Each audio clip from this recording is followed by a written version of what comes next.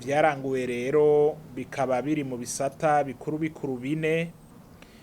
Ivyaranguwe mu gisata cerekeye ukuja hamwe kw'ibihugu bigize ishirahamwe ry'ibihugu vyo muri Afrika y'ubuseruko ni ibi bikurikira: haratunganijwe isabukuru y'imico kama ku rwego rw'akarere ka Afrika y'ubuseruko ku ncuro igira gatanu.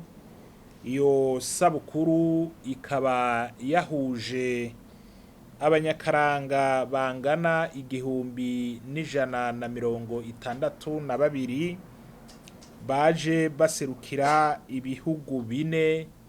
Ivyo navyo akaba ari igihugu ca Tanzania, igihugu ca Kenya, igihugu ca Uganda hamwe n'igihugu c'u Rwanda, tutibagiye n'abanyakaranga baje bava mu ntara zose zigize igihugu c'u Burundi, ari naco catunganije congera kirakira iyo sabukuru mu gisagara ca Bujumbura kuva ku igenekerezo rya 4 gushika ku igenekerezo rya 12 Nyakanga umwaka w'ibihumbi 2022.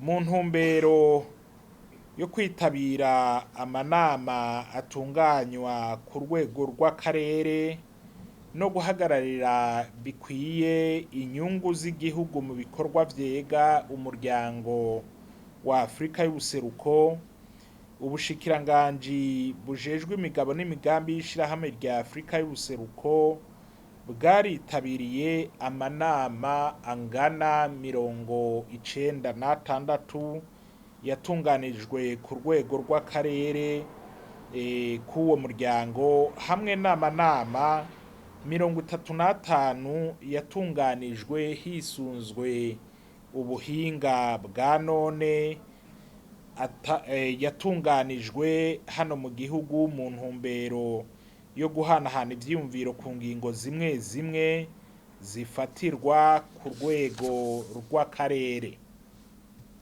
Haratunganijwe inama ishimikiye ku guhanahana ivyiyumviro no kumenyesha indongozi zo mu bisata bitandukanye vya leta hamwe n'ivy'abigenga bafise uruhara rudasanzwe mu gutuma Uburundi bushika kw'ihangiro bwihaye mu kuja hamwe n'ibindi bihugu vyo mu muryango w'akarere ka Afrika y'ubuseruko.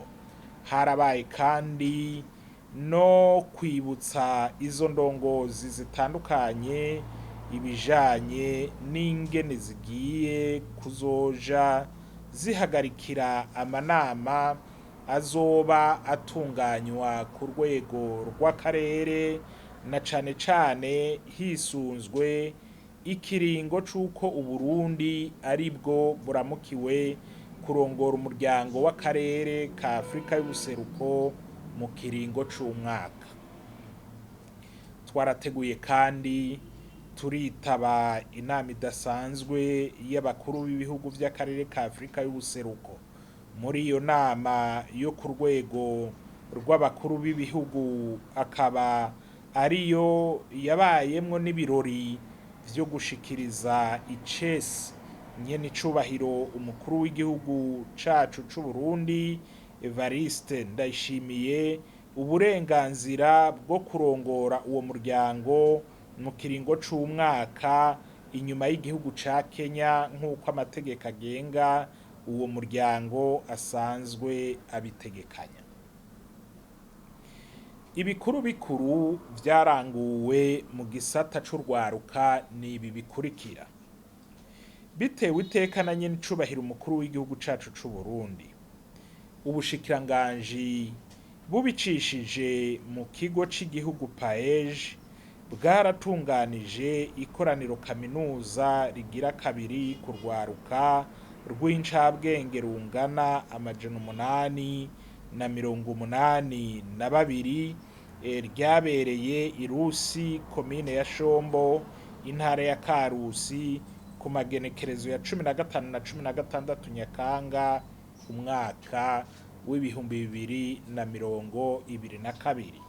Kuri uwo munsi wiyugururwa ry'ico gikorwa, nyene icubahiro umukuru w'igihugu cacu c'Uburundi General Major Evariste Ndayishimiye akaba yagiriwe ko yugurura icese ikigo co ku rwego rw'akarere kizokwigisha imyuga itandukanye c'irusi mu ntumbero yo guteza imbere no gushigikira imigambi y'ugwaruka. Ubushikiranganji bicishije mu kigo c'ibanke y'ugwaruka ariyo BIJE bwararonkeje ingurane ingana umuriyaridi n'imiliyoni 15 kurwaruka rungana ibihumbi 2612 ruhurikiye mu makoperative angana n'143.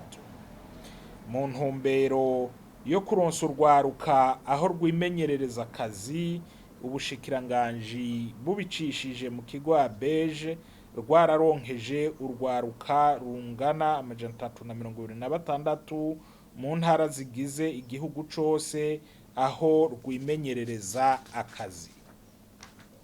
Mu ntumbero yo gufata mu mugongo no kurushigikira mu gikorwa kijanye no kwitunganiriza imigambi, ubushikiranganji bubicishije mu kigo BIJE bwararonkeje urwaruka uburyo bwo bashigikira imigambi y'urwaruka ingana n'502. Haratunganijwe inyigisho nkarishabwenge zijanye no kwitunganiriza imigambi y'iterambere ku rwaruka ruserukira Urundi rungana 60 ruhurikiye mu mashirahamwe y'urwaruka angana 50, aho mbere rwagiriye ko ruronswa n'ibikoresho by'ibanze hafatiwe kuco umwe wese asanzwe akora.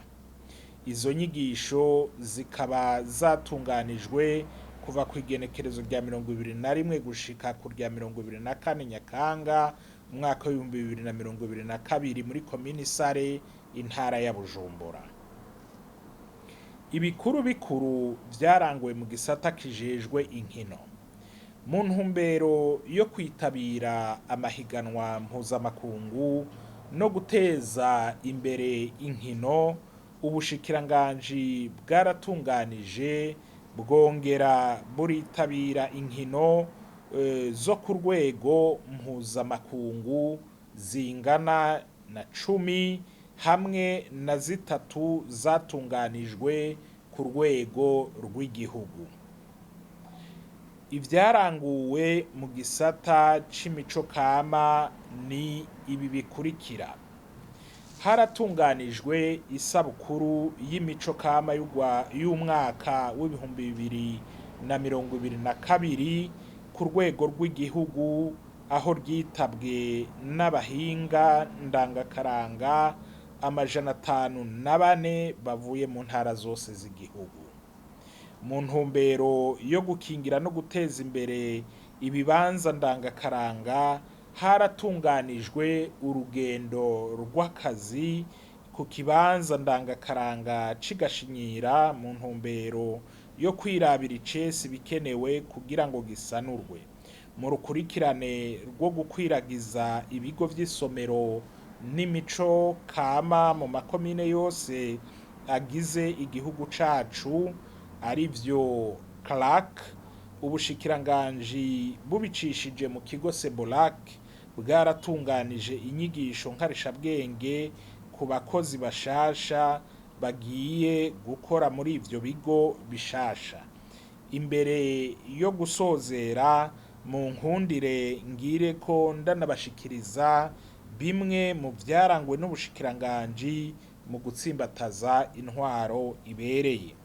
Haratunganijwe amanama y'akazi ku nzego zose mu ntumbero yo gutsimbataza ikiyago ku kazi ka misi yose. Mu ntumbero yo gushira mu ngiro umugambi w'igihugu ewe Burundi urambaye. Ubushikiranganji bufadikanije n'abajejwe intwaro muri komine ya Isare intara ya Bujumbura bwaratunganije bwongera buritabira ibikorwa bijanye no gutera imigano ingana 350 ku igenekerezo rya 24 Nyakanga umwaka w'ibihumbi 2022.